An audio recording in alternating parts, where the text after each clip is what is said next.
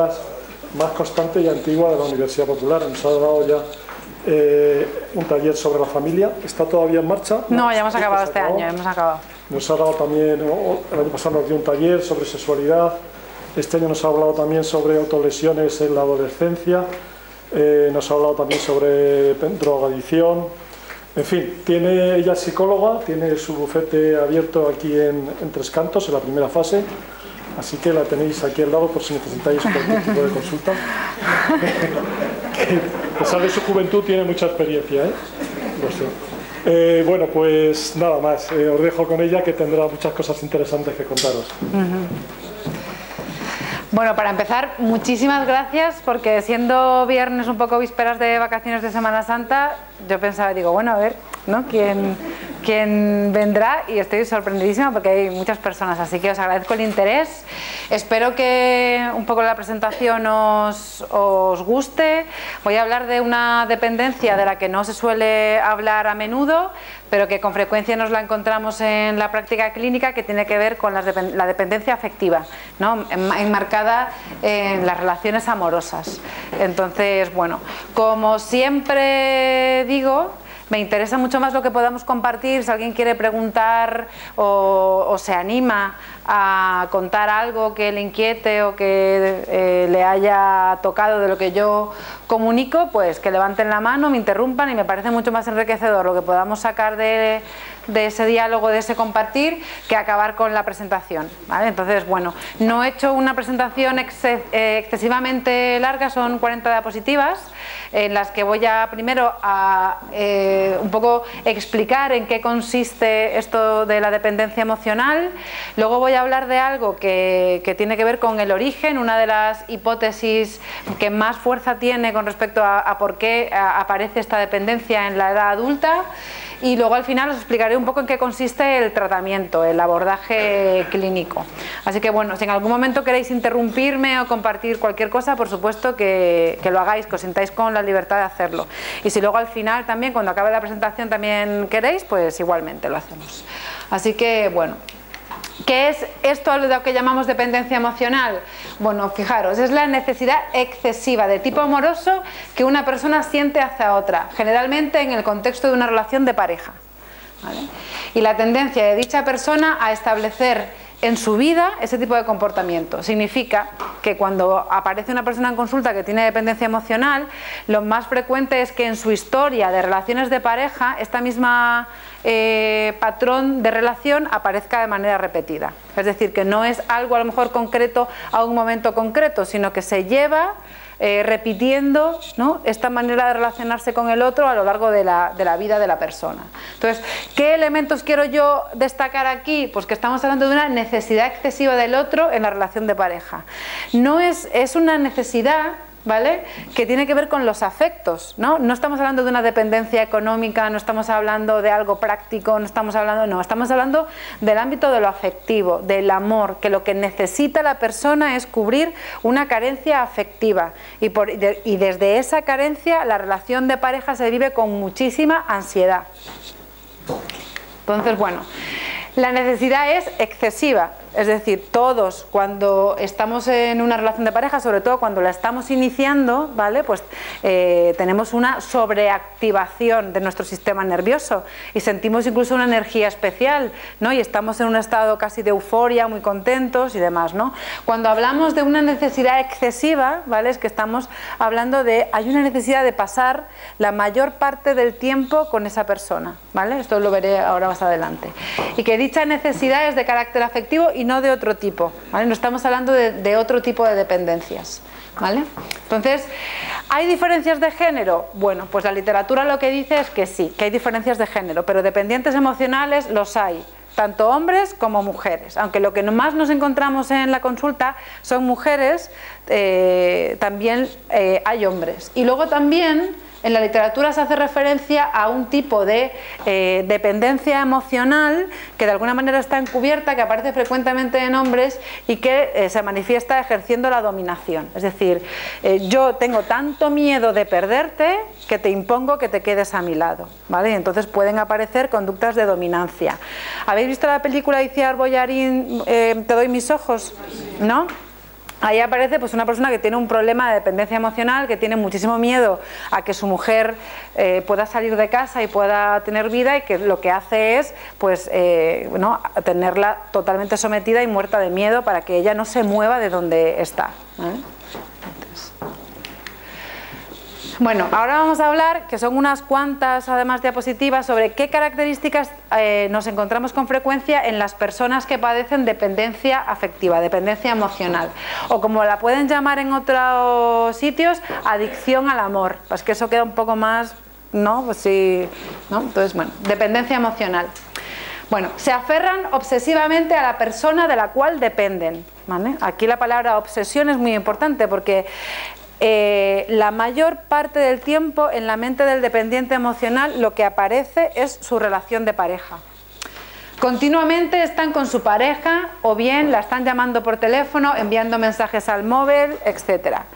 La llegada de las nuevas tecnologías, ¿no?, para los dependientes emocionales ha sido terrible, ¿no? Porque uno... ¿qué pasa cuando un dependiente emocional envía un mensaje de WhatsApp y no te lo contestan a pesar de estar en línea?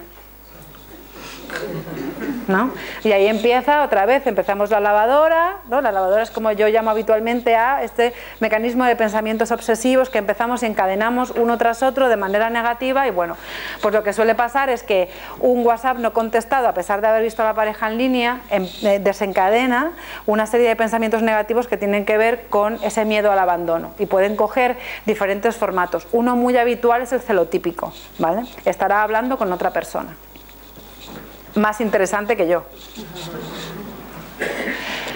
Vale, entonces continuamente están con su pareja, bueno, ya lo he dicho, quieren acceso constante a ella, ¿vale? Tienen esa necesidad de tener un acceso directo, disponibilidad total y una necesidad de exclusividad.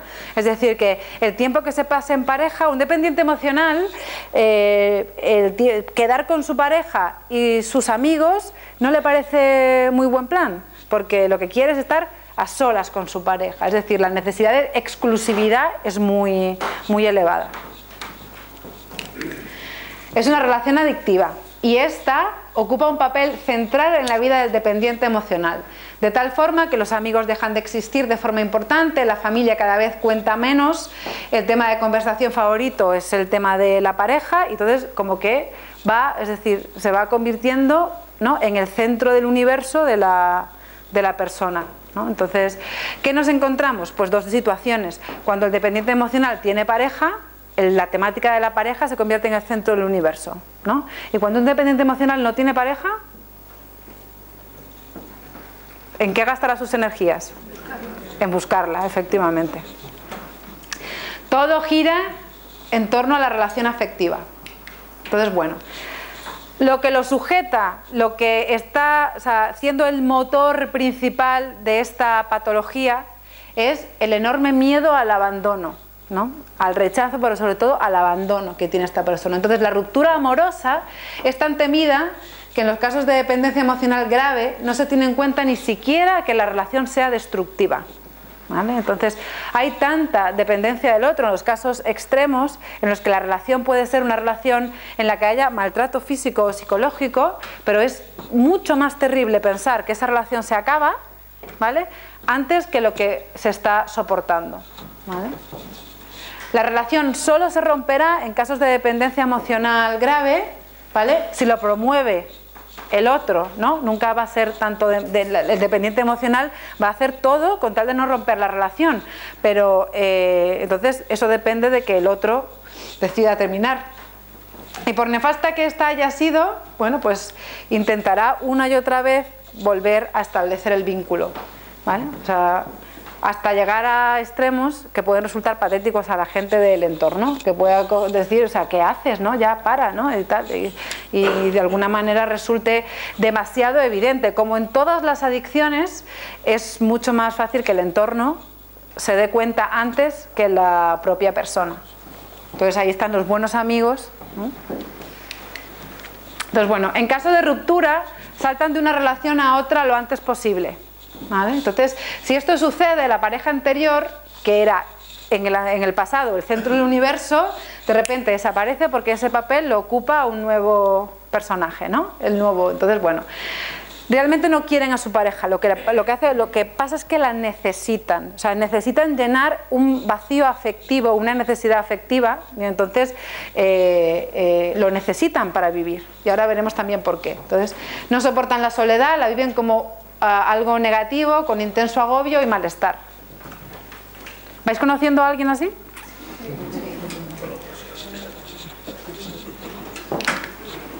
A ver. Uy, ¿por qué va para atrás? Aquí. En el proceso de la relación de pareja, el dependiente emocional, aquí hay sesgo de género, he puesto la dependiente, eso tenía que haberlo cambiado. El dependiente emocional idealiza a su pareja, pero su autoestima es muy baja. Es decir, en cuanto a lo que sería autoestima, se coloca a la pareja en un pedestal, al mismo tiempo que uno, en comparación con la pareja, se ve cada vez más y más y más pequeño.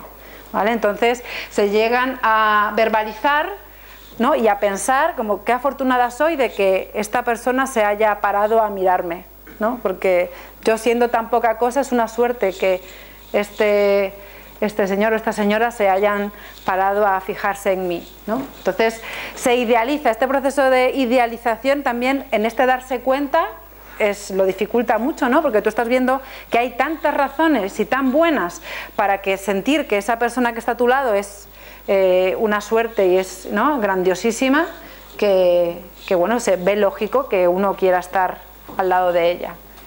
Entonces, bueno, pueden presentar sintomatología ansiosa y depresiva agudizada hasta extremos psicopatológicos relevantes en caso de ruptura, que es generalmente en caso de ruptura o de amenaza de ruptura cuando vienen a la consulta en busca de ayuda. En otras circunstancias no es tan probable. Entonces, bueno, suelen escoger como parejas más bien narcisistas, egoístas, con gran seguridad en sí mismos y que se desenvuelven bien en el entorno. A su vez, estos se encuentran con su complemento perfecto, ¿vale? Se someten a sus parejas negándose sus preferencias, sus decisiones y sus intereses. Todo gira en torno al compañero. Es decir, eligen como estrategia adaptativa la sumisión, el sometimiento, ¿vale? Porque piensan que siendo sumisos y sometiéndose van a garantizar que el otro no les abandone, ¿vale? Entonces, ¿con qué parejas pega eso? Con las parejas narcisistas. Los narcisistas son personas que tienen una autoestima muy pequeña, o sea, es decir, una estructura de la personalidad muy frágil, y se tienen que crear una coraza inmensa, inmensamente bella y inmensamente fuerte para salir al mundo, ¿vale? Pero estamos hablando de personas con una fragilidad enorme. Entonces, ¿qué ocurre? Pues que necesitan, es decir, para el complemento perfecto, ¿vale?, es una persona que te adore, que te idealiza, que te engrandece y que además se somete ante ese poder y decide que va a hacer cualquier cosa con tal de que tú no le abandones, ¿no? Y entonces al final nos encontramos ya no solamente con un dependiente emocional, sino en muchos casos con parejas, ¿vale?, en una estructura de dependencia emocional. Entonces, de todo lo anterior se desprende que las relaciones sentimentales son claramente desequilibradas y asimétricas.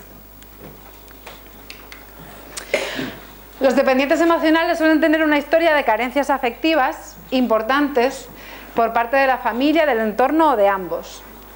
No están acostumbrados a ser queridos de verdad, o sea, generalmente suelen tener trayectorias de transacciones del apego. Si haces esto, entonces te quiero, ¿no? Con lo bueno y con lo malo. Dice, entonces, no obstante, continúan buscando obsesivamente satisfacciones emocionales en su entorno. O sea, muchas veces pensamos que cuando no tenemos algo y no lo tenemos nunca, pues nos acostumbramos a ello. Pero en el tema de los vínculos y el afecto, para el ser humano es tan importante porque somos de los seres, yo creo que somos el ser vivo más social de todos. Más que nada porque somos el que tiene el periodo de madurez mayor. O sea, no hay ningún otro animal en el planeta que tarde, ¿cuánto?, en independizarse. ¿No? O sea, es mucho, ¿no? Y en los tiempos que corren todavía más. Entonces necesitamos de una red de apoyo social durante muchísimo tiempo, con lo cual todo nuestro sistema nervioso, nuestro cerebro, ya viene programado para vincularnos con otras personas, ¿vale? Yo muchas veces digo que el átomo humano es la familia, y todas las familias empiezan y acaban con una pareja. Entonces, de alguna manera, o sea, de alguna manera no, evidente y demostrado, venimos programados para vincularnos con los demás. Entonces, cuando ese sistema falla que nos garantiza la supervivencia, pues algo muy profundo dentro de nosotros se rompe. Entonces, ahí pueden aparecer y nacer este tipo de problemáticas. Entonces, a ver si me queda aquí. Bueno, mire, ay, que no me entero muy bien del cacharro este, a ver. A ver, aquí. Perdonad, ¿eh? ¿Estoy yendo para atrás? Sí.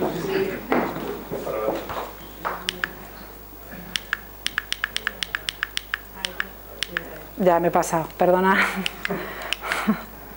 Pero es que ahora... No, es que está yendo mal. Es que le cambio de... Esto está mal. Pues estoy pasando la presentación a toda velocidad. Y para adelante y para atrás.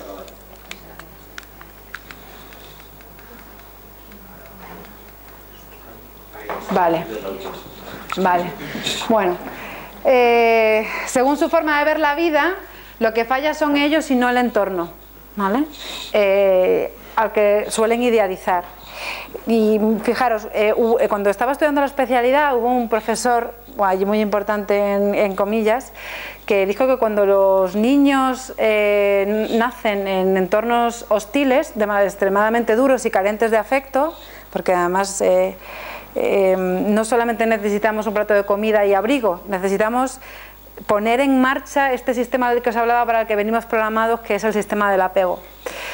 Y para eso necesitamos afecto. Es decir, ha habido experimentos a lo largo de la historia de la humanidad en la que se ha privado a los seres humanos de eso y los bebés han fallecido, ¿no? En el taller de familia, un profesor del José Luis San Pedro nos contaba que por el siglo XII o XIII, ¿no?, había un rey en Italia que había hecho un experimento en el que él estaba buscando el lenguaje universal de los hombres, que él pensaba que era el hebreo, y entonces decidió aislar como a 20 bebés y privarles de cualquier tipo de interacción social. Entonces las niñeras que tenían que cuidarles tenían prohibido cualquier tipo de comunicación verbal o no verbal, pero sí que les daban de comer, les limpiaban y les abrigaban, ¿vale? Entonces, bueno, él esperaba que ante la ausencia de interacción empezaran a hablar el lenguaje universal de los hombres. En este caso sería el hebreo, ¿no? ¿Y qué es lo que pasó? Pues que todos los bebés fallecieron, y los que no fallecieron era porque había niñeras que no fueron capaces de soportar aquella tarea tan dura y habían interactuado con los bebés. Entonces, bueno, esto es una viñeta que he encontrado que me parecía, es un poco humor negro, pero me parecía que representaba bastante bien, ¿no?, esto de la dependencia emocional, ¿no? Llega el corazón, le pega una paliza al cerebro y dice, venga, llámala, ¿no?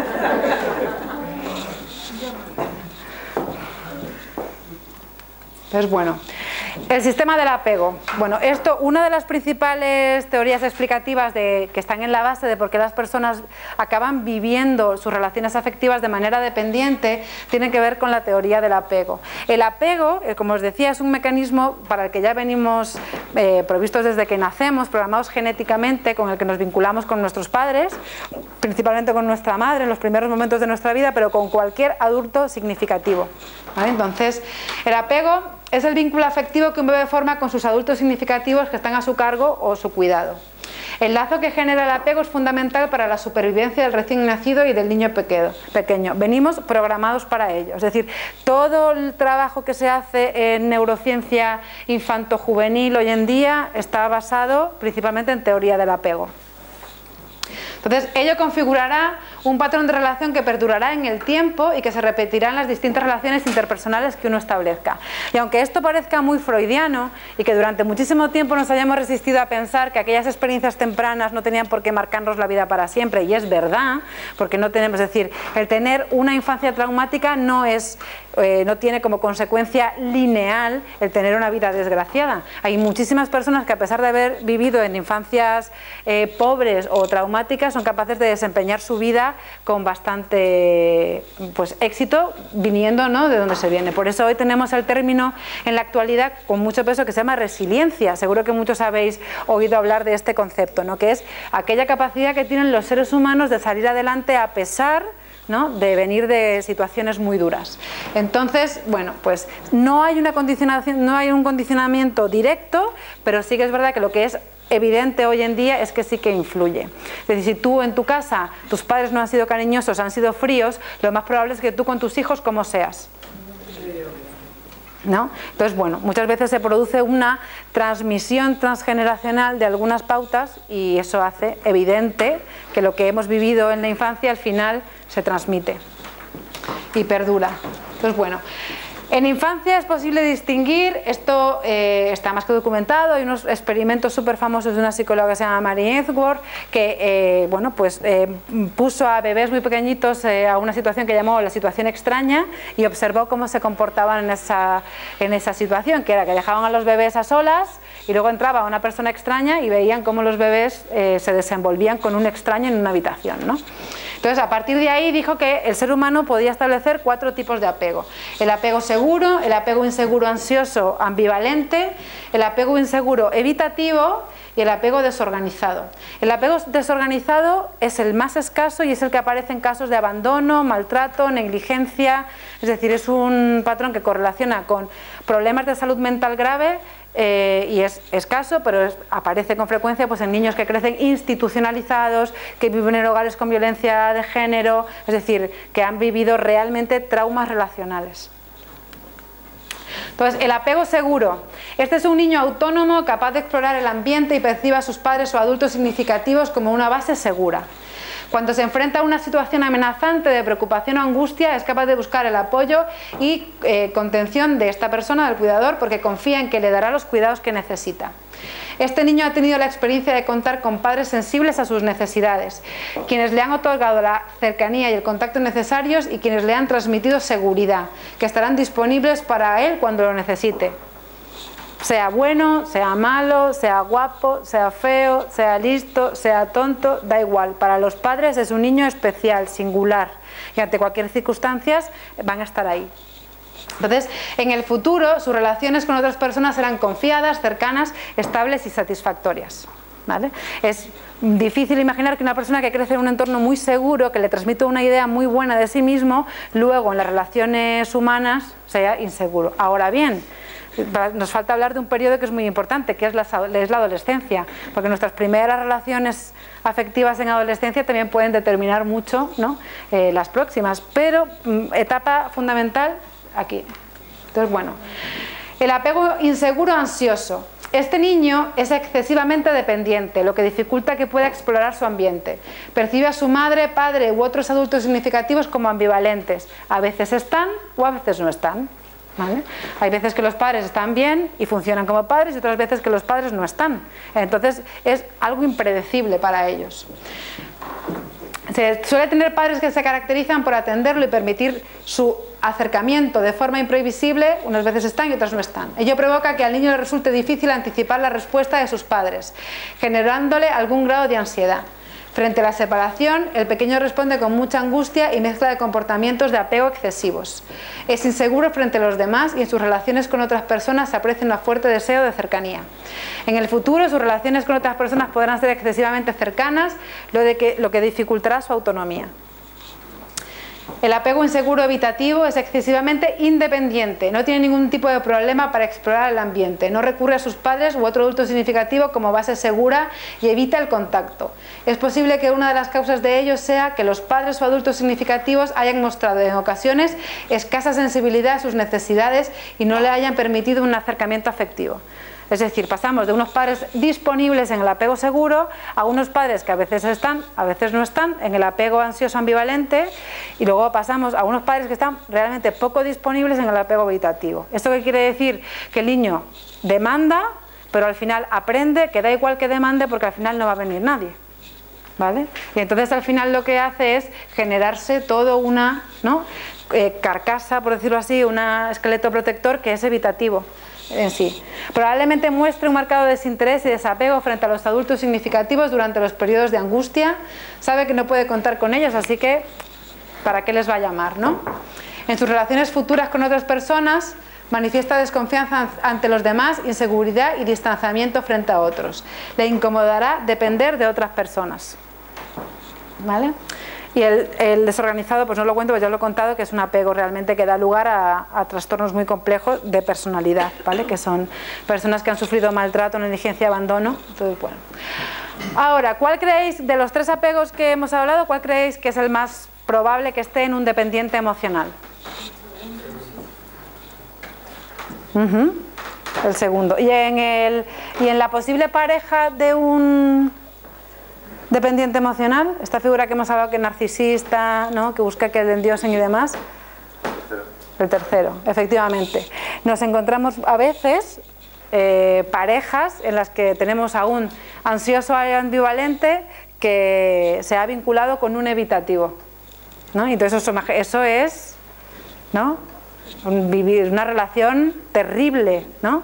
Porque el evitativo necesita el afecto, pero huye de él, y cada vez que huyen de él, al ansioso ambivalente se le despiertan todas las alarmas y necesita estar más, pegotearse más. Y entonces, ¿no?, tenéis ahí una relación. Entonces, bueno, ¿cómo llegamos de este apego en la infancia al apego adulto? Bueno, pues una de las teorías más potentes que habla sobre esto habla de los modelos operativos internos. Es decir, durante toda nuestra etapa de desarrollo, nuestro cerebro, ¿vale?, va creando formas de entender el mundo, ¿vale? Es lo que llamamos modelos operativos. Los modelos operativos son mapas cognitivos, representaciones, esquemas o guiones que un individuo tiene de sí mismo y de su entorno, y hacen posible organizar el conocimiento que tenemos en el mundo. Es decir, si nosotros no tuviésemos capacidad de categorizar las cosas de nuestro entorno, sería complicadísimo vivir. Estaríamos continuamente procesando una cantidad de información que sería incompatible con la vida. Entonces tendemos a categorizar, ¿por qué vamos al súper y nos fidelizamos a determinados productos? ¿Cuántos de aquí suele comprar la misma marca de leche? ¿Por qué? Porque si tuviésemos que ir cada vez al súper a hacer un análisis de cada, ¿no? Y si eso tuviésemos que hacerlo con la leche, con los yogures, con el detergente, con tal, pues nos volveríamos locos. Entonces funcionamos a veces con mecanismos un poco que nos ayudan a entender el mundo de una manera más simple, porque si no sería demasiado complejo, ¿vale? Entonces en eso aparecen los modelos operativos internos, que es la forma que uno al final, a partir de sus experiencias, va construyendo la forma de entender el mundo y las relaciones. Entonces en ese proceso pasamos de apego en la infancia a una manera de entender el mundo relacional que va a constituir lo que se llama el apego en la edad adulta. Entonces, bueno, los distintos modelos del apego en la infancia pueden llegar a determinar nuestra forma de relacionarnos en la vida adulta. Entonces, bueno, ahora los nombres son diferentes, les llamamos seguro, preocupado, rechazante, temeroso, ¿no? Entonces, en este cuadro de aquí, bueno, que es un cuadro que a mí me gusta mucho porque diferencia los apegos en función de cómo nos percibimos nosotros y cómo percibimos a los demás. Entonces, fijaros, en el modelo positivo del otro, pensamos que los demás son buenos o malos, ¿vale? Y en la otra línea tenemos el modelo positivo de uno mismo. Y entonces tenemos el apego seguro, es una persona que tiene un modelo positivo del otro y un modelo positivo de sí mismo, ¿vale? Ha aprendido a confiar en él y en los demás, ¿vale? El ansioso ambivalente, que ahora llamamos preocupado en la edad adulta, tiene un modelo positivo del otro, y en el caso del dependiente emocional lo idealiza, y tiene un modelo negativo de sí mismo, ¿vale? Y luego tendríamos el rechazante, que tiene un modelo positivo de sí mismo, porque el evitativo al final aprende a ser excesivamente autónomo, yo me lo resuelvo todo, yo no necesito a nadie, yo soy competente, me he sacado las castañas del fuego toda mi vida y no he tenido que, ¿no? ¿Vale? Y tiene un modelo negativo del otro. ¿Para qué voy a ir al otro si sé lo que va a pasar, ¿no? Para eso no me vinculo. Y en cambio el temeroso, ¿vale?, que es este que os decía del apego preocupado fruto del maltrato, tiene tanto una idea negativa de sí mismo como una idea negativa de los demás. Bueno, el seguro es una persona que siente bienestar con la intimidad y la autonomía. Se caracteriza por un bajo nivel de dependencia y un bajo nivel de evitación. El preocupado es una persona que tiende a mantener relaciones ansiosas y ambivalentes en situaciones de proximidad, en general muy dependiente. Se caracteriza por un alto nivel de dependencia y un bajo nivel de evitación. Necesita estar pegado. El ausente o rechazante que veíamos es una persona que niega la necesidad de apego, mostrándose muy evitativa. Muestra una autosuficiencia excesiva, no cree en las necesidades afectivas, posee un bajo nivel de dependencia y un alto nivel de evitación. A mí no me hace falta la gente, yo siempre lo he hecho todo solo. Y el miedoso es una persona que evita la relación porque teme la intimidad, reconoce que necesita a los demás, pero le aterra la proximidad. Posee un alto nivel de dependencia y un alto nivel de evitación. ¿Entendéis esto, el último? O sea, esto viene del apego desorganizado en infancia. Es decir, esto es caótico. Imaginaros por dentro, te necesito, pero te odio. Esto está muy por debajo de un trastorno que es el trastorno límite de la personalidad, que es muy complejo. ¿Vale? Ahora, una cosa que es fundamental en esto es, para poder decir que una persona vive mal el amor, tenemos que tener claro qué es vivir bien el amor, ¿no? El amor sano. Si hablamos de un amor enfermizo, tendremos que tener claro qué es un amor sano, ¿no? ¿Qué es un amor sano? ¿Qué es un amor sano? ¿Sabéis cuáles son las principales problemáticas que tienen las relaciones de pareja? La falta de libertad. Mira. Pues básicamente son algo histórico como las tareas domésticas, reparto de tareas domésticas, tema del dinero, cómo se gestiona el dinero de ambos miembros de la pareja, el tema de cómo se gestiona el tiempo libre, ¿no? El tiempo de ocio, que no tienes tu parcela, lo hacemos todos juntos o no, y luego los límites con terceras personas. Es decir, a mí me va a gustar que tú sigas saliendo con tu amigo que yo creo que le gustas desde hace tiempo y ¿no? Ahora ya no. Entonces, generalmente son, pues eso, las tareas domésticas, el tiempo de ocio, cómo se gestiona la economía de una pareja, los límites con el exterior y luego un tema súper importante, que es cómo nos relacionamos con nuestra familia política, que eso también está ahí. Bueno, según Stenberg, que es un psicólogo que ha trabajado mucho sobre este concepto, él dice que el amor consta de 3 patas, ¿no? Principales. Aquella que es la intimidad, que se refiere pues más al ámbito de la sexualidad, la relación íntima, al compromiso, ¿no? Y a la pasión, ¿no? Entonces dice que el amor completo es aquel que tiene unas proporciones equilibradas de intimidad, compromiso y pasión.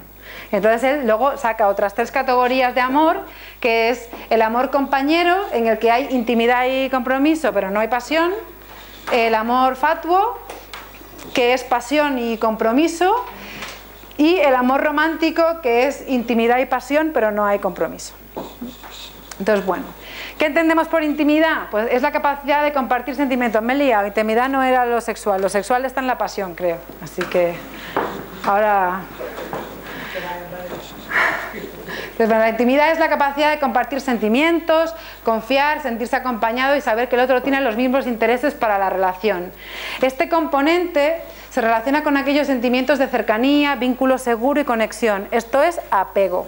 Apego seguro, es decir, aquellas personas que construyen su relación de pareja como somos un equipo y estamos aquí para apoyarnos, para construir algo juntos, para tal, ¿vale? Pues es posible que tengan un apego seguro. Aquellas personas que construyen sus relaciones de pareja desde la lucha de poder, la competitividad y el malestar, pues hay otros temas por debajo, ¿no?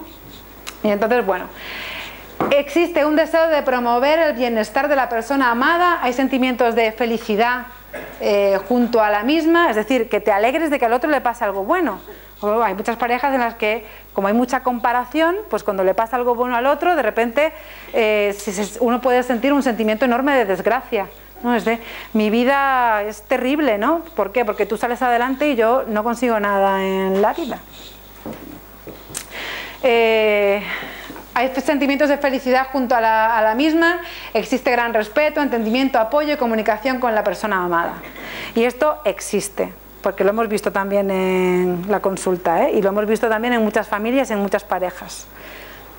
La pasión está referida a la sexualidad, es el estado intenso de deseo de unión con el otro y es en gran medida la expresión de deseos y necesidades tales como la comunicación, conexión y libertad, reproducción y por supuesto el placer.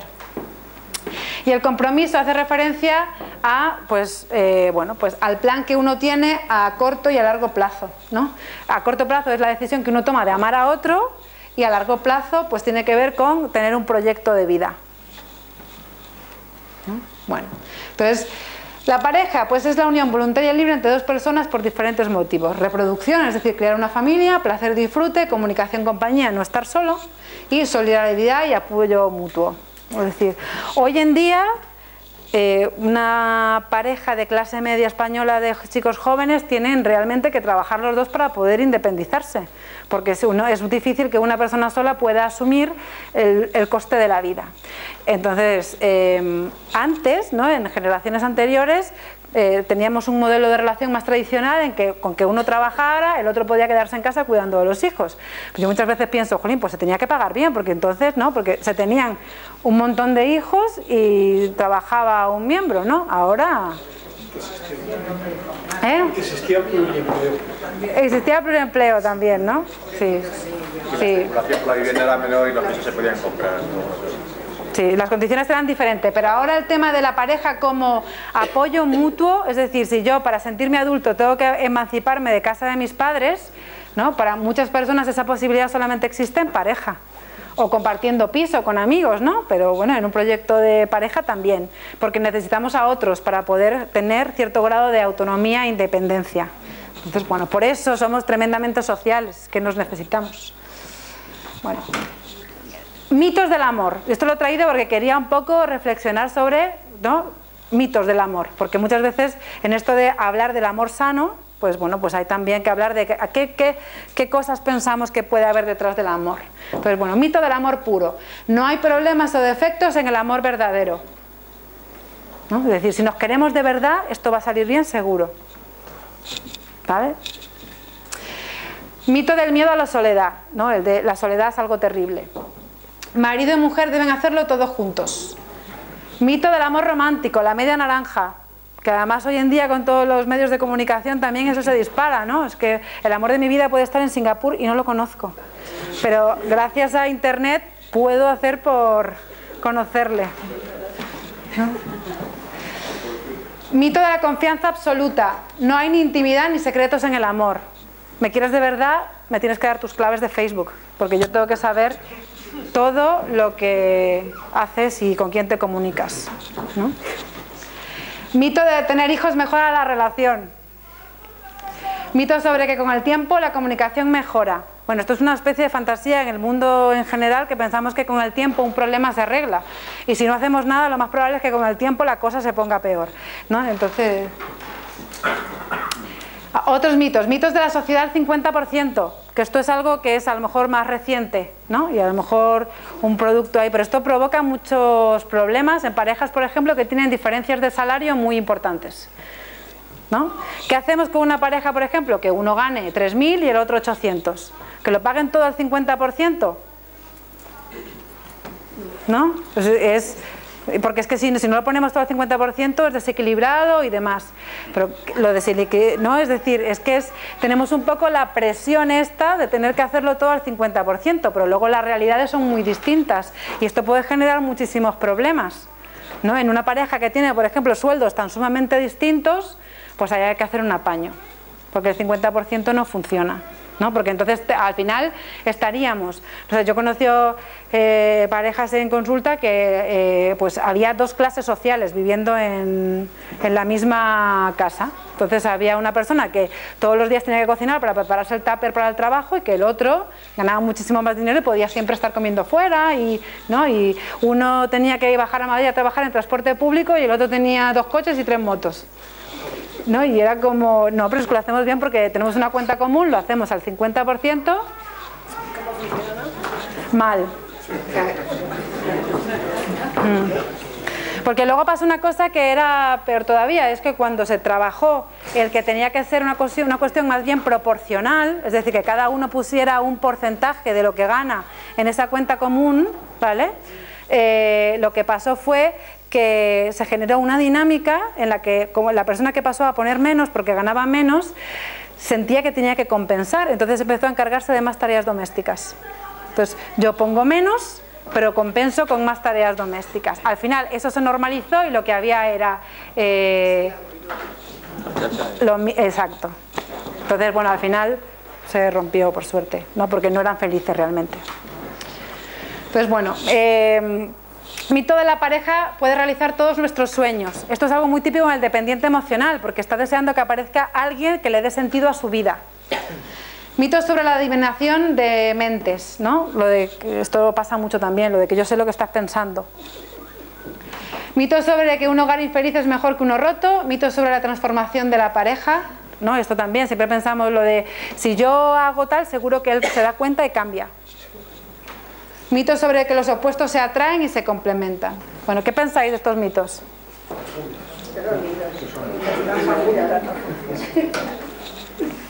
Sí, pero Amelia, yo pienso que son mitos, pero los tenemos grabados a fuego, y luego nos resulta muy difícil sacudirnos. Si pensamos, nos reímos, pero nos presionan muchísimo. Estoy completamente de acuerdo. Es más fácil que se relacionen bien dos personas distintas y opuestas que dos iguales.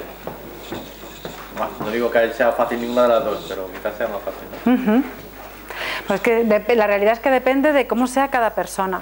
Hay personas que se entienden muy bien siendo de las mismas profesiones. Si se configura una relación de estas de equipo, de seguridad, de me alegro por ti, sí, pero en el caso de que sea una relación en la que yo me esté todo el rato comparando con el otro, cuando son de las mismas profesiones, ¿no? El éxito del uno puede verse como el fracaso personal. Entonces, pues depende mucho de...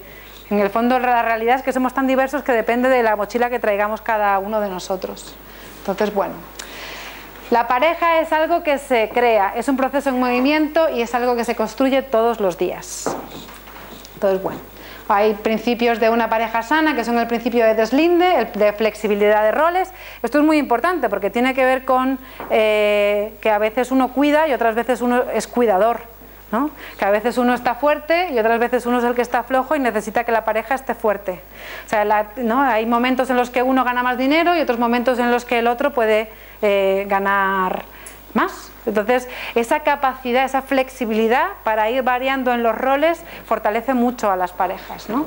Y el principio de igualdad de valor, ¿no? De equidad. Entonces, bueno, para que una pareja funcione, pues tiene que ser equilibrada, respetuosa y recíproca. ¿Vale? No es una cuestión del 50%, pero sí que tiene que haber una percepción de equidad, ¿no? De estar todos poniendo de alguna manera en una medida similar, ¿no? Si no, se generan sensaciones de falta de equidad, de desigualdad o de injusticia, y eso siempre pues produce un resquemor que puede generar una bola que acabe en un conflicto cotidiano de pareja. Entonces, bueno, ahora, ¿cómo trabajamos en la consulta los problemas de dependencia emocional? Pues mirar, al igual que todas las adicciones, son tratamientos complejos en los que hay que ir a mirar diferentes áreas y diferentes puntos.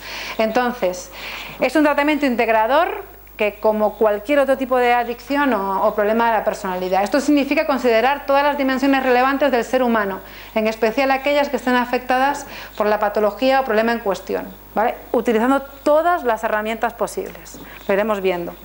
Entonces, obviamente, si lo que tenemos es una dependencia emocional leve, el tratamiento será menos prolongado en el tiempo y menos profundo, ¿no? Aquí no cabrá esperar carencias afectivas tempranas muy fuertes y no será necesario romper una relación de pareja porque posiblemente no sea tan asimétrica, incluso se pueda trabajar bien con ella. Porque una de las cosas maravillosas, y por eso existen los psicólogos, porque si no, no existiríamos, es que podemos cambiar. Y los traumas relacionales, aunque se nos graben a fuego en la parte más primitiva de nuestro cerebro, que tiene que ver con las emociones y con la supervivencia, pues podemos tener experiencias en la vida sanadoras. Y en esto, si un dependiente emocional se encuentra con una buena mujer o un buen hombre que esté dispuesto a ayudarla a reparar esa herida, ¿vale? Las terapias pueden ser maravillosas. Entonces, bueno, o sea, en el caso de una dependencia emocional leve, que aparezca un buen hombre o una buena mujer es una oportunidad estupenda. Entonces podemos hacer un trabajo de pareja fenomenal, ¿no?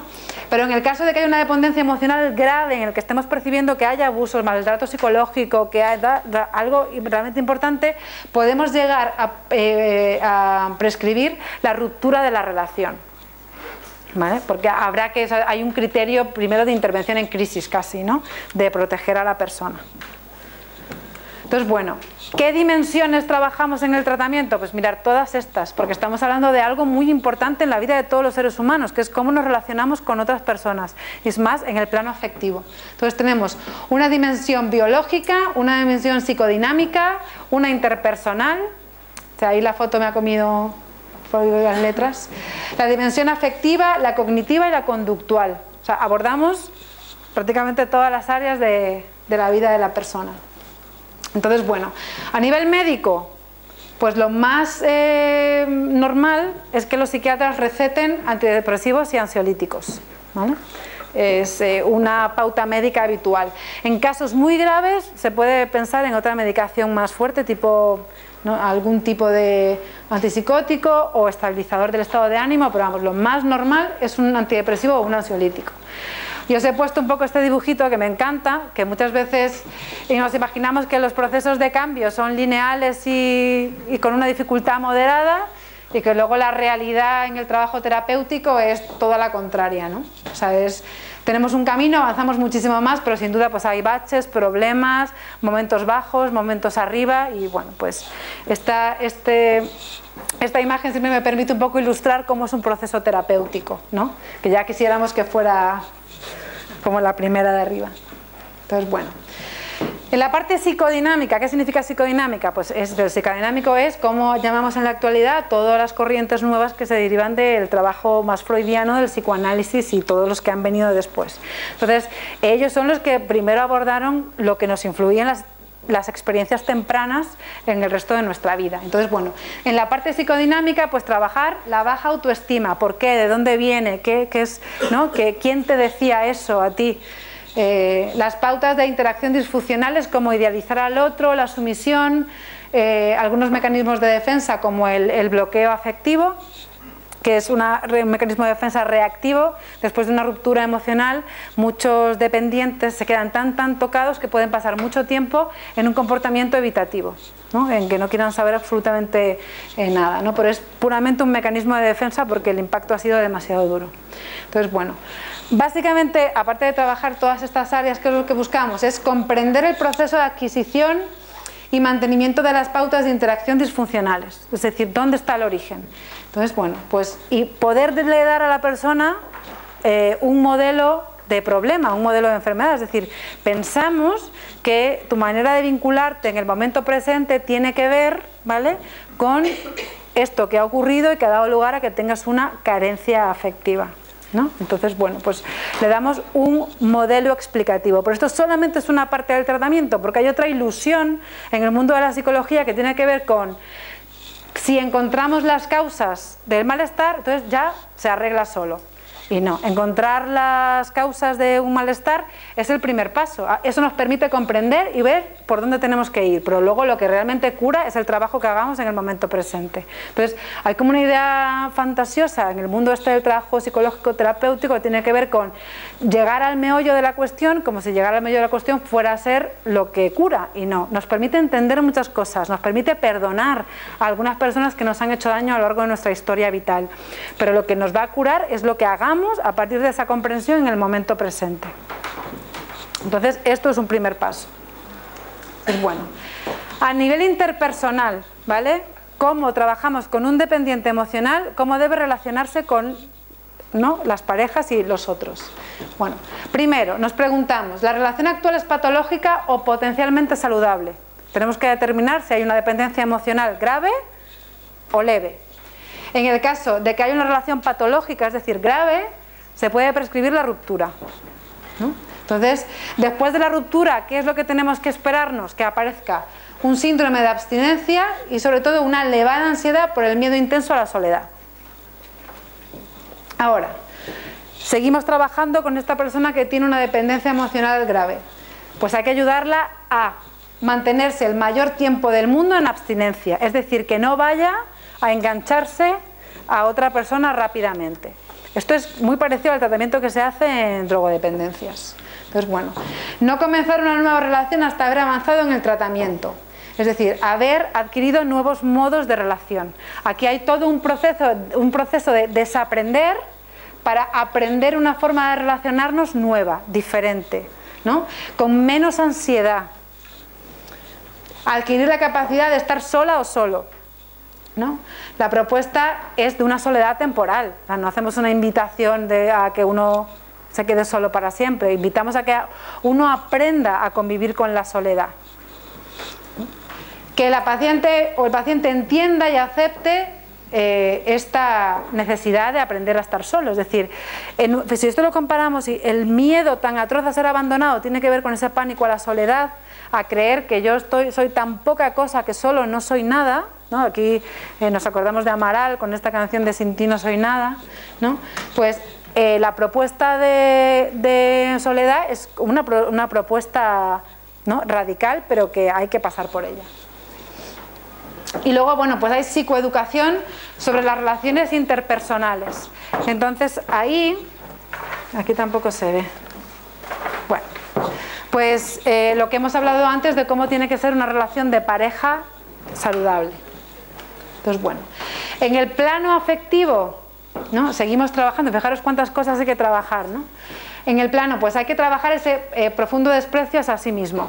Entonces, bueno, el autoconcepto es algo principalmente relacional. Aquí marquemos una diferencia entre lo que es el autoconcepto, es decir, la idea que tenemos de nosotros mismos, ¿vale?, y la autoestima, que es la valoración que hacemos de esa idea que tenemos de nosotros mismos. No es raro que en consulta nos encontremos con personas que te hablan de, pues mira, es que soy guapo, soy listo, tengo amigos, hago deporte, no fumo, tal, y de repente tú les haces esta pregunta de acá abajo y te sientes bien contigo mismo y te dices, sí, mira, pues, y te hacen toda la lista de estas cualidades que tienen. Y ahora les dices, ¿pero crees que eres una persona digna de ser amada? Y aunque tengan una lista enorme de cualidades y de cosas increíbles, pues ahí hay algo que de repente por dentro hace... Y es porque a pesar de tener esa enorme lista de cosas, no se sienten dignos de ser amados, porque hay algo dentro de ellos que es muy frágil y muy vulnerable, con una valoración muy, muy, muy escasa. Entonces, bueno, pues lo que hacemos un poco es, pues eso, el autoconcepto es algo principalmente racional, en cuanto a una descripción o enumeración de aspectos positivos y negativos de uno mismo, mientras que la autoestima es algo más emocional, una serie de sentimientos que nos dirigimos continuamente hacia nosotros mismos. Y esto también tiene que ver con el apego, porque seguramente muchos de los que estamos aquí también somos capaces de hacer una lista enorme de cosas buenas que tenemos. Y cuando hemos estado de bajón, seguramente hayamos tenido un amigo, un familiar o alguien que te haya enumerado esa misma lista, ¿no? Te haya dicho, jolín, pero piensa con lo lista que eres, con las cosas que has conseguido, y con tu familia te quiere, y tus amigos, y mira, y no consuela, porque no, es como que hay algo ahí que no tiene que ver con esa lista, tiene que ver con otra cosa, ¿no? Entonces, bueno, el dependiente emocional se desprecia a sí mismo y por eso dirige sus necesidades afectivas únicamente a un suministro externo, que necesita ver como superior o salvador y al que se aferra obsesivamente. Entonces, por eso no soporta la soledad, porque no recibe el suministro afectivo interno o autoestima que todos necesitamos para funcionar adecuadamente de manera autónoma. Entonces, modificar esto debe ser objetivo primordial del trabajo terapéutico. Entonces, bueno, ahora a nivel cognitivo y conductual, bueno, pues a nivel cognitivo, pues detectar todas aquellas distorsiones cognitivas que tienen que ver con el problema, ¿no? Que esto os decía que encendemos la lavadora y empezamos a pensar, pues detectamos todos esos pensamientos irracionales que están detrás de estar alimentando, ¿no?, este miedo. Entonces lo que tenemos que hacer es ir a desmontarlos, ¿no? Eso es en el plano cognitivo. Por ejemplo, un dependiente emocional busca termómetros por todas partes. Por ejemplo, un termómetro habitual que puede aparecer es el de la sexualidad, ¿vale? Cuando una persona, otro mito que puede aparecer es cuando una persona quiere de verdad, tiene siempre ganas de tener sexo. Entonces un dependiente emocional puede coger y utilizar las relaciones sexuales como un termómetro. Pues esta semana he intentado tener sexo 2 veces, no ha querido, conclusión, no me quiere. Y como esa es un montón. Un dependiente emocional va a estar continuamente buscando muestras de afecto, muestras que se necesita, y además eso es algo que no se calma. ¿no? Es decir, por mucho que le dé la contraseña del Facebook, por mucho que tenga exclusividad, por mucho que hagan todo juntos, por mucho, al final es una necesidad que no se calma. Entonces siempre va a más y te pide más. Entonces hay que trabajar en pareja mucho lo de mantener los límites, y mantener la intimidad, y mantener los espacios propios, y mantener las amistades, y mantener, porque si no, es decir, no se calma. Es como cualquier problema de ansiedad, por mucho que uno da, lo que hay, eso no cura, sino todo lo contrario, es decir, cura en el momento, es como un pequeño ansiolítico, ¿no? Es decir, yo estoy esperando que me devuelva una llamada o un WhatsApp, pasan 3 horas, te he visto en línea, y entonces ansiedad sube, la ansiedad sube, la ansiedad sube, la ansiedad sube, la ansiedad sube, y de repente me contesta o me da una llamada, y ¿qué pasa con esa ansiedad? De, tal, y tienes una sensación esta de ¡buah! ¿No? Y de descanso increíble. Eso es como si os tomáis una benzodiazepina, Orfidal, traca, y ¿no? Y de repente, pero eso no os cura el miedo, os cura la ansiedad en ese momento inmediato, pero no cura el problema. Entonces muchas veces no, las parejas al principio intentan ayudar pensando que dando soluciones a esas demandas van a conseguir que la pareja se calme y tenga confianza en ellos, pero como el problema no va de eso, vale, va de otra cosa, pues no tiene fin, porque tenemos una carencia afectiva pues importante. Entonces ahí hay que ayudar a las parejas a normalizar, ¿no? Entonces bueno, en eso tanto cognitivo, con esos termómetros que os decía de estar buscando siempre marcadores o indicadores que nos demuestren que la otra persona nos quiere y que se va a quedar, porque ya no es solamente que nos quiera, es que lo que más nos importa es que se quede a nuestro lado. ¿Vale? Por eso se llegan a aguantar maltratos y vejaciones con tal de que el otro, además se llegan a aceptar infidelidades. Es decir, yo sé que ella tiene una segunda vida tal, pero ya lo he aceptado y hemos aprendido a vivir así. Pasa, pasa. Entonces, bueno, entonces a nivel conductual, pues lo que intentamos controlar son todo eso. Entonces, a nivel conductual es algo más concreto, ¿no? Entonces vamos a observar en la rutina diaria del dependiente emocional cuáles son aquellas pautas, aquellos comportamientos que se dan de manera repetida. Pues si te vas a morir de angustia cada vez que miras el WhatsApp, que le ves en línea y no te está escribiendo a ti, pues no mires el WhatsApp. Entonces son pautas conductuales. Si llamas por teléfono y no te devuelve la llamada inmediatamente, no le llames 50 veces, te aguantas y controlas, ¿vale? Eso es un trabajo mucho más conductual. Vamos a conductas y comportamientos concretos, ¿vale? Para evitar, ¿vale? Que haya luego consecuencias problemáticas y una especie de destape de ansiedad. Porque ¿qué pensáis? ¿Cuál va a ser qué ansiedad va a ser mayor? ¿La de hay una llamada y no me contesta? ¿O después de 50 llamadas no me ha contestado? Después de 50 llamadas no te ha contestado, ¿vale? Tienes un nivel, si te tiras por un puente de la ansiedad que tienes, ¿no? Entonces, bueno, o sea que manejarnos siempre en un criterio de realidad, trabajar en contra de esa idealización. He traído aquí una pequeña broma para cerrar, ¿no? Que dice, un cuento real. Si me besas me convertiré en un apuesto príncipe. Y se queda la princesa pensando y dice, prefiero tener una rana que habla.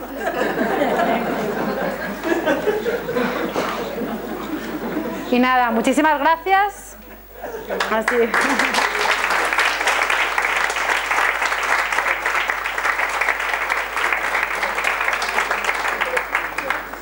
Pues este es el pequeño break de la publicidad. Nosotros somos un centro de terapia familiar y de pareja que estamos en Descubridores y nada, también trabajamos en otros asuntos, pero bueno, que el trabajo que hacemos con la Universidad Popular nos permite divulgar y al mismo tiempo también darnos a conocer. Así que muchas gracias, espero que os haya resultado de interés y si queréis compartir cualquier cosa, pues aquí estamos. ¿Se ha hecho corto? ¿Sí? Pues eso es un halago. ¿Alguna pregunta? ¿Alguna cosa que os haya llamado la atención? ¿Conocéis a personas que se ajustan a este patrón? A lo mejor no llegando a los extremos, pero en dependencias emocionales leves. Incluso extremos.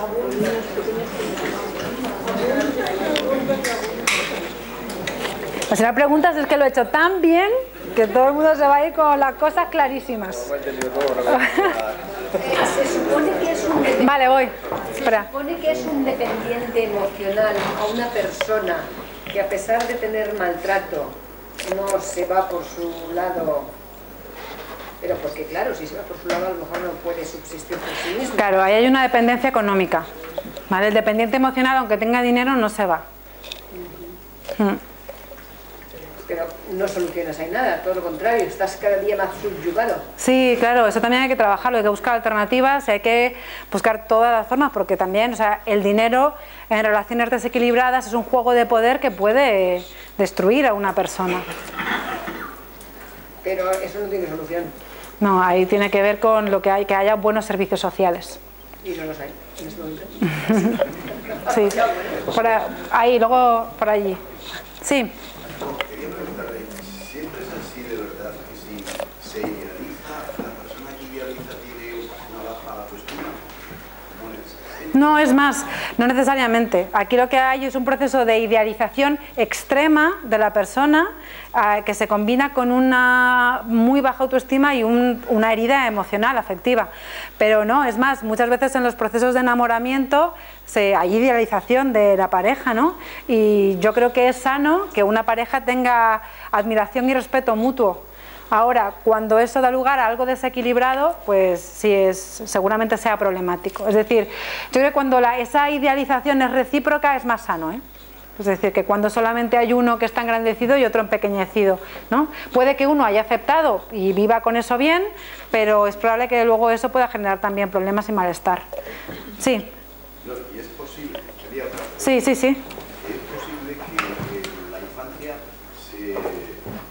dentro de la familia se tengan esos traumas infantiles. No sé en qué porcentaje se trasladan luego a una nueva familia. En realidad lo que pretende todo ser humano es justamente evitar esos errores, ¿no? Sí. No hablar de cometer los mismos errores que tú has vivido. Sí. Pero para eso hace falta una cosa muy importante, y es que seas consciente de lo que en tu casa se hizo mal. Y eso no siempre es fácil. Entonces muchas veces se repite, los patrones relacionales negativos pasan de generación a generación. Es más, la probabilidad de que en una familia de alcohólicos alguno de los hijos acabe siendo alcohólico es muy alta. Y pues en medicina se baraja la posibilidad de que haya un gen, ¿no?, que lo determine, que haya genes, que haya un factor genético, pero lo que sí que sabemos es que los humanos venimos preparados para el apego y también para una cosa que se llama aprendizaje vicario y empatía. Fijaros, o sea, la empatía es algo que es imprescindible para que el ser humano se pueda comunicar. La empatía significa que yo tengo capacidad de entender los estados mentales y emocionales del otro. Si yo no soy capaz de hacer eso, no puedo comunicarme, o mi comunicación va a ser deficiente. Pero si conmigo no han sido empáticos, las probabilidades de que yo pueda ser empático son muy pequeñas, ¿no? Entonces, sí, lo que pasa es que, a ver, cuando hemos vivido una situación traumática tenemos diferentes opciones para resolverla. Imaginaros que vivís una situación traumática a la que vamos a llamar A, ¿vale? Entonces, en los casos extremos, como puede pasar en alcoholismo o violencia de género, porque muchas veces en violencia de género nos encontramos también un patrón repetitivo, ¿no? Mujeres a lo mejor que vienen de familias desestructuradas en las que ha habido violencia de género acaban vinculándose con parejas que las maltratan. Entonces, lo que ocurre a veces, que eso en psicología se llama compulsión a la repetición, es que ante una vivencia traumática, ¿no?, en el futuro la repetimos. De A volvemos a construir A. De manera inconsciente, es algo que no decidimos de manera consciente, ¿vale? Entonces tenemos una respuesta patológica a algo traumático que hemos vivido. Otra opción que tenemos, que también aparece con frecuencia, es que yo he vivido A y es una experiencia traumática, tengo conciencia de ella y entonces decido hacer lo contrario. Espero que mi vida sea una Z, ¿no? Entonces esa opción es un poco más saludable, pero no es del todo libre, porque yo estoy escogiendo de manera reactiva, lo contrario. Si yo en mi casa he visto violencia, pues yo me voy a emparejar con la persona más tranquila y pacífica del mundo. Ahora, a los 30 años están en terapia porque están aburridísimos perdidos, ¿no? Es una broma, porque esto es algo serio. Entonces, es muy probable, después de haber tenido una experiencia muy dura, busquemos lo opuesto, lo contrario, la Z, ¿vale? De A pasamos a la Z. Y luego hay una tercera opción, por supuesto, que es la de yo vivo A, tomo conciencia, me trabajo y intento elegir libremente entre un abanico de posibilidades qué quiero yo para mi vida. Si quiero repetir, si quiero tener una respuesta reactiva buscando la Z, o si aprendo y descubro qué es lo que yo quiero para mí, mis necesidades, qué es lo que a mí me interesa y me hace feliz, y elijo, ¿no? O sea que sí que hay opciones, por supuesto. ¿Alguna pregunta? Ah, sí. Esto de la dependencia emocional yo creo que es también una cuestión de grados. Un cierto nivel de dependencia emocional yo creo que es común, y tú mismo has dicho que Sí. los que tendemos a Vincularnos, sí. con los demás. La cuestión es cuando esa dependencia sea patológica. Claro. Que claro, cuando se habla desde la psiquiatría se hace hincapié en lo patológico. Claro, yo estoy hablando del problema. Un cierto nivel de dependencia, pues yo creo que es saludable incluso. Sí, sí, claro que sí. O sea, pero fijaros, en esto de las parejas, hay personas que no les cuesta nada cuidar, pero les cuesta mucho que les cuiden, ¿no? En esto hay muchas, en esto de, o sea, en una pareja que los dos podamos tener, ¿no? tener la, que yo sé que en un momento puedo depender de ti y tú de mí porque somos un equipo, y eso es bueno y es saludable, pero no siempre es fácil. Hay muchas personas a las que les cuesta, hay mucha gente que le cuesta dar afecto. No, lo contrario, esto pasa con más frecuencia. No le cuesta dar afecto, pero le cuesta mucho recibirlo. Hay personas que son como muy toconas ¿no? Y yo te toco y te abrazo y tal, cuando lo elijo yo. Y de repente alguien viene a hacer eso mismo contigo y te sientes totalmente invadido. Es decir, que la sensación esta de depender también tiene que ser recíproca para que sea al final equilibrada y saludable. Sí, sí. Y esto que nos has contado, has hablado has hablado en adultos. Sí. Por ejemplo, los adolescentes que viven el amor de esta manera tan intensa, ¿cómo se puede ver? Señales de alarma. La adolescencia es una época buenísima para trabajar todo esto con los chicos, buenísima, porque... Pero lo normal es que quieran estar todo el rato con su... Claro, sí. Es que yo creo que no se contempla la posibilidad de que en adolescencia haya dependencia afectiva, porque son las primeras relaciones románticas. Entonces estamos aprendiendo, no tenemos experiencia, ni herramientas, ni nada. Entonces el amor llega con tanta intensidad que nos deja patas arriba, pero no es la oportunidad para poder educar en ese sentido. No, a lo mejor no se daría la etiqueta de dependiente emocional a un adolescente que está empezando, ¿no? a vivir sus relaciones afectivas, no sabe cómo gestionarlas. Entonces lo que siente es una emoción intensísima que antes en su pasado nunca ha tenido que gestionar, ¿no? Entonces ahora pues está totalmente poseído por las hormonas y por esa emoción tan grande, ¿no? Y entonces eso es una bomba. Entonces ahí hay un aprendizaje muy, muy interesante. Ahora, siempre esperar a que sean ellos a que se os acerquen y os pregunten, ¿no? Y podéis ir observando cosas y ser muy estrategas y muy sutiles un día viendo la tele, pues, y dar una opinión, no como haciendo alusión a ellos, porque si no todo lo viven como un ataque, ¿no? Entonces hay que ser muy sutil y muy estratega, pero sí que se puede, es una oportunidad estupenda de poder educar en las primeras relaciones afectivas. Es muy probable que los adolescentes tengan síntomas de dependencia emocional. Esto es probabilísimo, ¿no?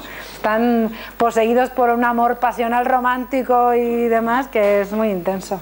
Sí. Sí, sí. Sí.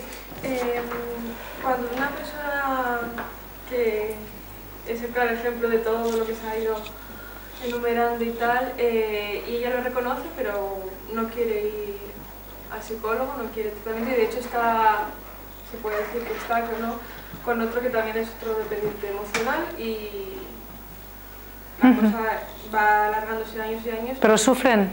Sí, y desde el grupo de amigos y demás ya hemos intentado varias veces ayudar, pero cuando... Ya. O sea, ya no sabemos, en plan, ahora ya que no nos lo cuentes, que ya te hemos dicho, porque es que no sabemos cómo... Ya, es que es muy difícil cuando una persona niega la realidad, aunque diga sí, lo asumo, pero... No, pero que lo reconoce. Dice, sí, sé que tendría que ir a terapia y demás, porque eso es horrible, pero luego no va. Ya. En el mundo de la psicoterapia hay un tipo de tratamientos que se llaman coercitivos. que es cuando la gente va obligada al psicólogo. Por ejemplo, en el caso de las drogas, ¿no? Mucha gente va obligada porque ya la familia les ha amenazado que les va a abandonar, porque el médico les ha dicho que o dejan de consumir o el hígado no va a aguantar más, cuando ha habido grandes pérdidas porque hay problemas con la justicia, entonces es la propia justicia la que te obliga a ir a desintoxicación y demás. Entonces al final pues son terapias coercitivas, ¿no? Entonces en el mundo de las dependencias es algo que es muy frecuente, el que la gente vaya obligada. Ahora, en el mundo de las drogas es mucho más fácil porque es como algo ya más localizado. En lo emocional cuesta. Sí, hay una teoría que dice que en el mundo de las dependencias nos vamos al psicólogo cuando las pérdidas superan las ganancias, ¿no? Entonces a veces uno tiene que asumir muchísimas pérdidas antes de animarse y tomar la decisión de ir al terapeuta. Sí. Pero ella, por ejemplo, nos dice, ¿no?, que si lo hemos juntado porque además le da vergüenza. Yo creo que a mí se le junta que luego pues, por alguna razón le da vergüenza ir al psicólogo y no quiere, y entonces eso ya las amigas no sabemos muy bien cómo abordarlo, como que no nos lo cuentes, que no, porque ya te hemos dado... No, porque el problema es que son muy cansados también, porque están todo el tiempo hablando de la temática de la pareja y llaman y tal, entonces al final el entorno social se cansa, la pareja se cansa, los amigos se cansan, entonces genera mucho rechazo y al final eso también vuelve a aumentar un poco, alimentar el miedo a la soledad, entonces como una pescadilla que se muerde la cola. La verdad es que bueno, o sea, yo lo único es mandarle el mensaje de estás sufriendo muchísimo, no tenemos manera de ayudarte, busca ayuda. ¿Sabes? De intentar tener un mensaje empático, pero también mandar un mensaje claro con ella. Vale, hay 3 manos por ahí, luego aquí. Sí. Sí.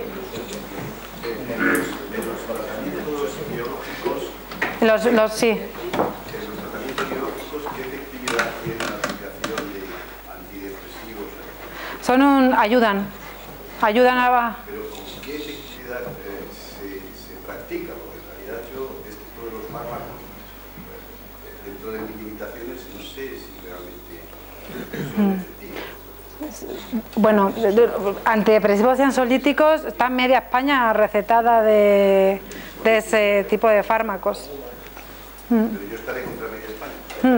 No, está claro, si entiendo tu pregunta. La verdad es que yo así en concreto la efectividad, sé que, o sea, generalmente para trastornos complicados como la dependencia emocional lo que se hacen es tratamientos integrados en los que se mezcla psiquiatría con psicología, porque obviamente los medicamentos solos no van a cambiar nada, pueden calmar ansiedad, pueden ayudar con ciertos pensamientos obsesivos en el caso de los antidepresivos, pero no van a solucionar el problema. Entonces se hace imprescindible la psicoterapia. Entonces la psicoterapia puede apoyarse en psicofármacos cuando la ansiedad es muy alta y los pensamientos obsesivos, es decir, que no tienes forma de trabajar. Yo me he encontrado en consulta personas que en un momento determinado les había tocado una tecla que les disparaba la ansiedad y ya no podían oír otra cosa. O sea, quedaban como paralizados, es decir, el nivel era tan grande que no se podía trabajar en terapia, porque había tocado algo que asustaba mucho y entonces como si se hubiesen quedado encasquillados y con la lavadora a 1000 revoluciones. Entonces, bueno, pues en esos casos dices, bueno, pues ve al psiquiatra y mira a ver que él te pueda recetar algo que favorezca que podamos trabajar en la terapia. Entonces, pero a nivel de efectividad, nosotros ni siquiera recetamos, entonces, bueno, o sea, sabemos cómo funcionan, los conocemos y bueno, y están hiper recetadísimos. Por aquí. Pues sí. Y si el niño en su infancia tiene algún trauma que luego de adulto no es capaz de detectarlo y está influyendo luego en su desarrollo como persona, ¿cómo se podría enfocar eso? ¿Dices de cómo el entorno puede ayudarle a verlo? Y bueno, a nivel personal, como por lo menos que se fuera consciente a través de alguna terapia o descubrir qué es lo que está provocando todo eso, ¿no? Bueno, esa persona no es consciente, claro. Claro, pues que si la persona no es consciente es muy complicado. O sea, tienes que, es decir, generalmente cuando vamos al psicólogo, cuando tenemos un nivel de malestar muy grande, mientras tanto no vamos. Es más, muchas veces tenemos picos de malestar y decimos, esta vez me animo y llamo. Y como no llames o no te cojan en ese momento y pases luego unos días más tranquilo, ya dices, no, ya lo vamos llevando y no. Es decir, generalmente uno va al psicólogo cuando tiene un nivel de sufrimiento importante. y necesita que, ¿no? Asume que solo no puede y que necesita que alguien le eche una mano. Que eso es una fortaleza enorme, porque muchas veces detrás de fortalezas de yo solo puedo, lo que hay es una resistencia y una fragilidad inmensa, ¿no? Es decir, no soy capaz de abordar esto que me cuesta, no quiero volver a tocar algo del pasado, porque tenemos también como la idea de que ciertas emociones matan, y entonces si abrimos el armario y salen esas emociones, pues asusta, es que es normal que asuste, pero si uno no quiere es muy difícil. Sí, sí. ¿Había otra por aquí? ¿Puede pasar que el grado de dependencia de alguna de estas personas sea tan fuerte que el cónyuge tenga miedo a afrontarlo porque pueda hacer algo autolesivo? Exactamente. Sí. ¿Y ahí qué hace la persona? Claro. Pues ir los dos a terapia, sin duda, como pareja, porque eso es otro de los condicionantes por los que también pueden aparecer amenazas autolíticas. Es decir, yo como me dejes me mato. Claro, no lo dice, pero... Hay muchas formas sutiles de dar ese mensaje. Ya lo sé. Muchísimas. Entonces eso es una atadura tremenda. Entonces, bueno, pues... pero también estar atados, claro... atado por la amenaza de suicidio, eso es... No por la amenaza de suicidio, pero por hacer algo... Sí, algo serio, algo grave. Sí, porque tiene un desequilibrio y todos lo vemos, pero ella no lo ve. Sí. Y de hecho es que ha echado hasta sus 2 hijas de casa. Madre mía. Sí, que es una situación y es que no, y además que, bueno, pues el problema está siempre en el otro, nunca... Bueno, ahí hay una pareja, entonces terapia de pareja imprescindible ahí, porque la persona puede decir, mira, vamos juntos. ¿Con las hijas también? Bueno, como esto es algo más de pareja, luego las hijas se pueden incluir en el proceso, en enfoque de terapia familiar, por supuesto, porque si se avanza correctamente, lo lógico es que se vuelva a incluir a las hijas en la vida de la familia. Sí, pero si tenemos la posibilidad de que la pareja todavía está, pues la mejor forma de traer al dependiente emocional a la terapia en este caso es en un formato de terapia de pareja. Sí, sí. Bueno, yo creo que ya lo hemos dejado descansar.